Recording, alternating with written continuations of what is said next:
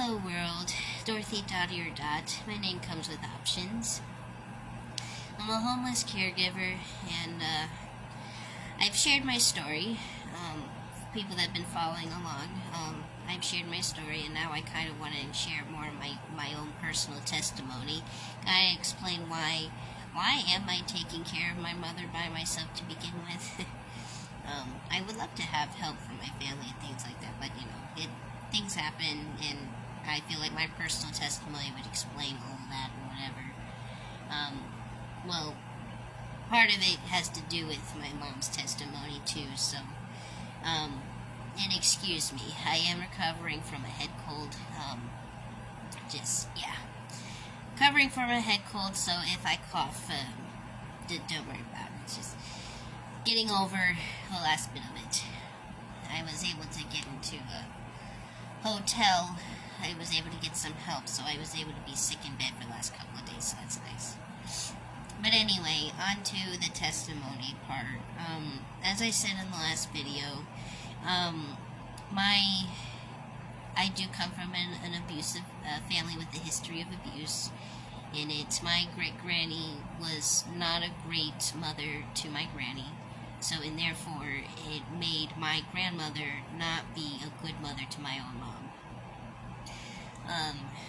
Because my granny was suffering from frustrations from being hurt so much by her own mother and being hurt so much by her own husband later, then, she took that out. She didn't know how to handle that and took it out on my mom as a little girl when she was growing up. So my mom, I can recall countless stories about her getting beaten up by her mother, and I can recall, it's really sad, but my mom was unfortunately sexually abused by her older cousins. So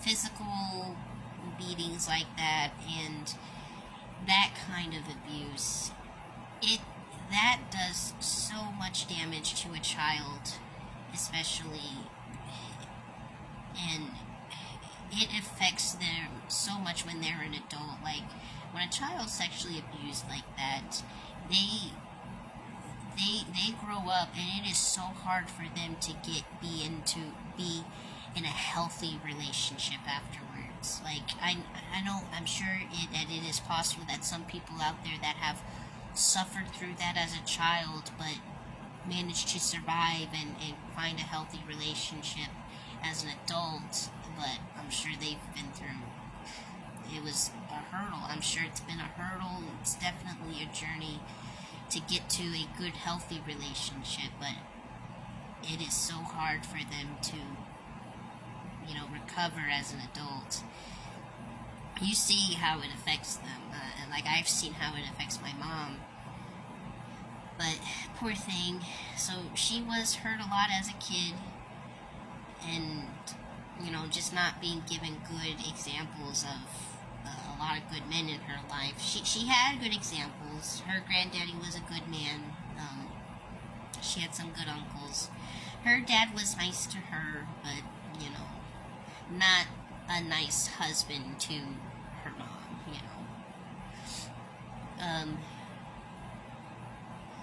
to his wife, But anyway, so mom grew up pretty rough, and so mom made some, out of not having the best home life as a child, she did end up, making some, not the best decisions in the world. As she was, becoming more of a legal adult, turning 18, 19 years old, she had a job at A&W Root Beer Restaurant in a mall, and one of the co-workers there, she had my brother with one of her co-workers. She did have my brother, and when she told, his dad that, she's pregnant, he just, quit, left, didn't want anything to do with it, with her and my brother, and, he left, didn't want to be a dad to my brother, so poor guy. I feel bad for my brother, but so my mom was left to raise my brother on her own.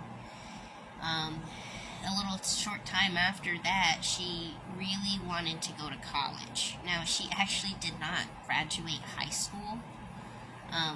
She didn't graduate high school.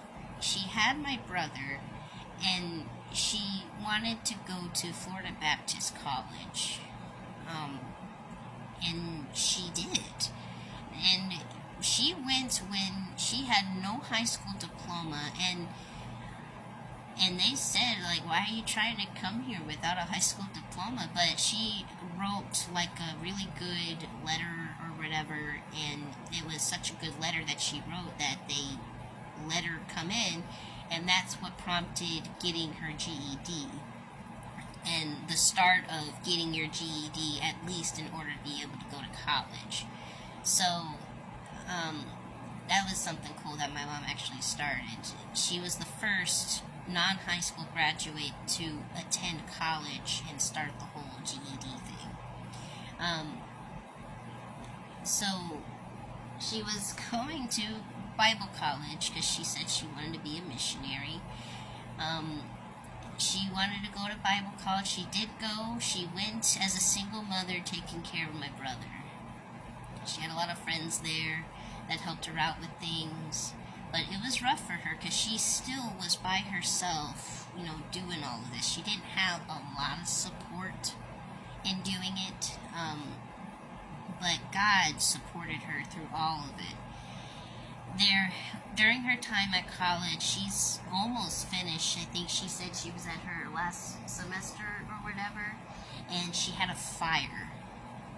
She had a fire, and she lived in a trailer with my brother, and there was a fire in the trailer, burned it down, and ultimately that fire is the reason why she wasn't able to finish college, unfortunately.